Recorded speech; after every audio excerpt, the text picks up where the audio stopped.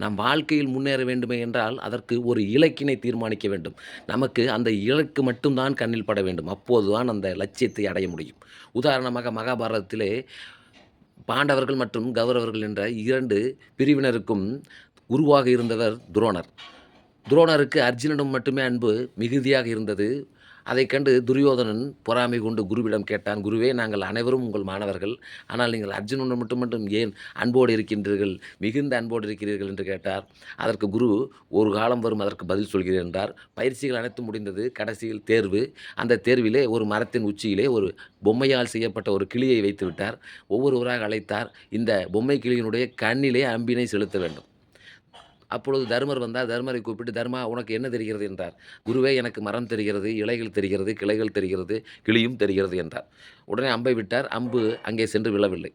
அடுத்து பீமனை கூப்பிட்டார். பீமனும் இதே தான் சொன்னார். அடுத்து நகுலன், சகாதேவன் இவங்கெல்லாம் கூப்பிட்டார். இவர்களும் இதே பதிலை சொன்னார்கள். அப்பொழுது துரியோதனை கூப்பிட்டு, "துரியோதனன், உனக்கு என்ன தெரிகிறது?" என்றார். துரியோதனன் வந்து, "குருவே, எனக்கு மரம் தெரிகிறது, இலைகள் தெரிகிறது, பறவைகள் தெரிகிறது, கிளியும் தெரிகிறது." அவன் அம்பு விட்டான். அம்பு கோணையா போயிருச்சுங்க.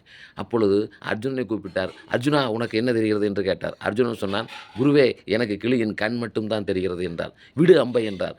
அர்ஜுனன் அம்பை விட்டான். கிளியின் கண்ணில் சென்று சரியாக பாய்ந்தது. அப்பொழுது துரோணர் கூறினார், "அர்ஜுனன் மீது நான் ஏன் அளவு கடந்த அன்பை வைத்திருக்கிறேன் என்று துரியோதனா, இப்பொழுது நீ தெரிந்திருப்பாய்.